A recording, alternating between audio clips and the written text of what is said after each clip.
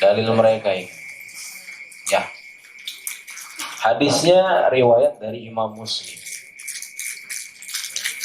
Bahwasanya An Anas radhiyallahu taala anhu anna rajulan qala ya Rasulullah aina abi qala fi an-nar falamma waqa falamma qafa da'ahu faqala inna abi wa abaka fi an-nar. Ini Sahih Muslim, ada riwayat Sahih Muslim.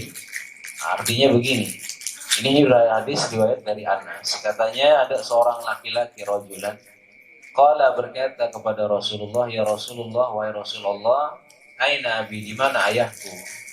Qala berkatalah siapa dia baginda Nabi Muhammad sallallahu alaihi wasallam finnari. Bapakmu itu di neraka, katanya begitu. Falamma qafa, belum setelah itu dia beranjak. Da'ahu, Nabi memanggilnya. Da'ahu memanggilnya siapa? Nabi sallallahu alaihi wasallam. Faqala, lalu dia berkata, inna abi wa abak finnari. Sesungguhnya ayahku dan ayahmu ada di dalam neraka. Nah, ini ada tulisannya di sini artinya.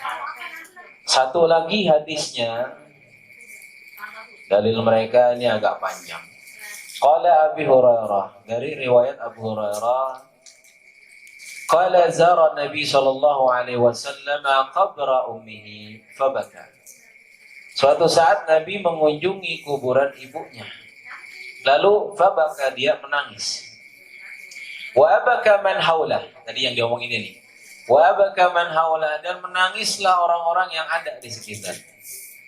Faqal, lalu berkatalah siapa dia baginda Nabi Muhammad sallallahu alaihi wasallam, istadzantu rabbi fi an astaghfira laha falam yu'adzin li fala yu'dzan li. Aku telah meminta izin kepada Tuhanku untuk memohonkan istighfar ampunan buat ibuku, fala yu'dzan li, maka tidak diizinkan untukku. Wastadzantuhu fi an azura qabraha, lalu aku minta izin untuk berziarah ke kuburannya, ke makamnya. Fa'udzina li, maka diizinkan untukku. Fazurul kubura fa inna tudzakkirul mauta, maka mulai sekarang berziarahlah kalian, berziarah kuburlah kalian, karena amal tersebut mengingatkan kepada mati. Rawahu Muslim, diriwayatkan oleh Muslim. Nah, ini dalil mereka yang dari dulu sampai sekarang begitu aja. Buat kita orang awam melihat yang perawinya ini Muslim, ya. Kalau udah Bukhari sama Muslim udah pasti sahih katanya begitu.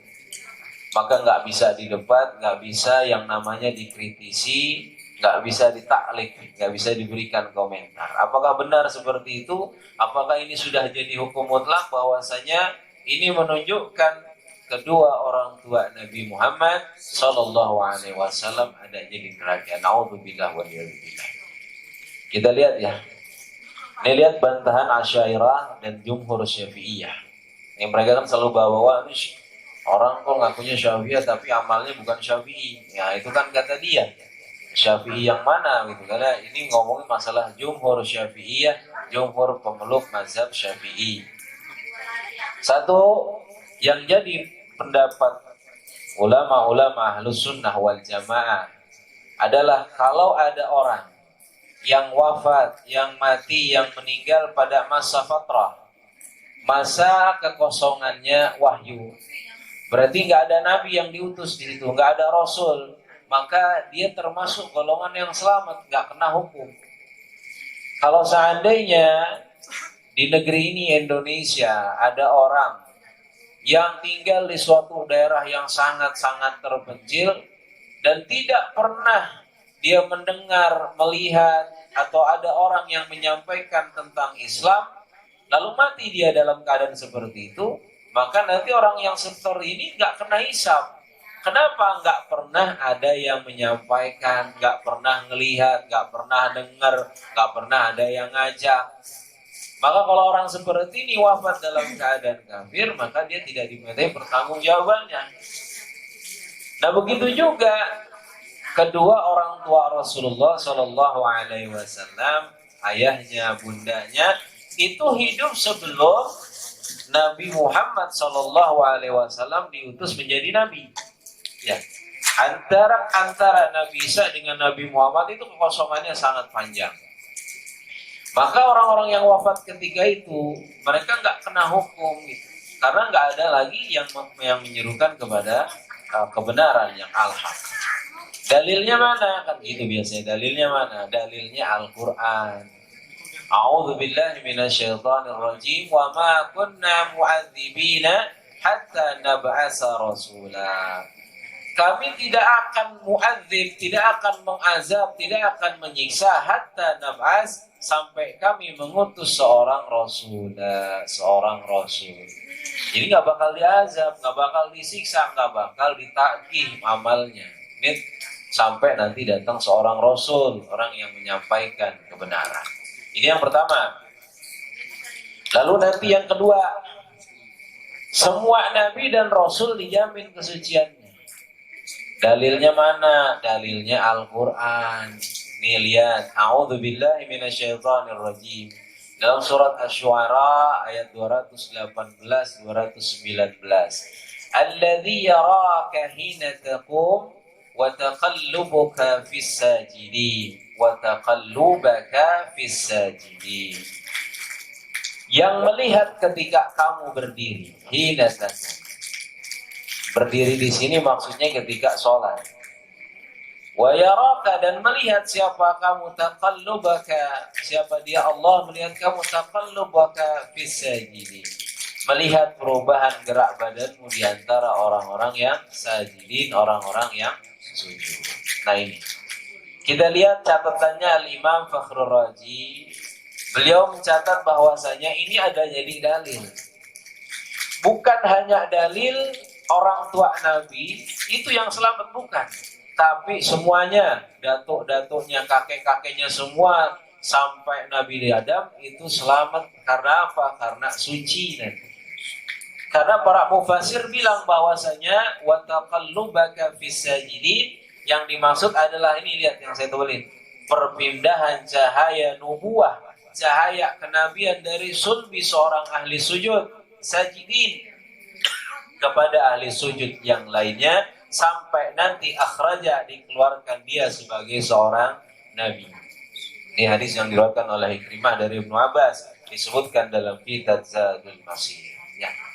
Ini dalilnya. Jadi semua nabi itu dijamin kesuciannya. Dari sulbi dan sulbi pindah ke sulbi orang yang suci kepada perempuan yang suci. Itu semua adalah jamin.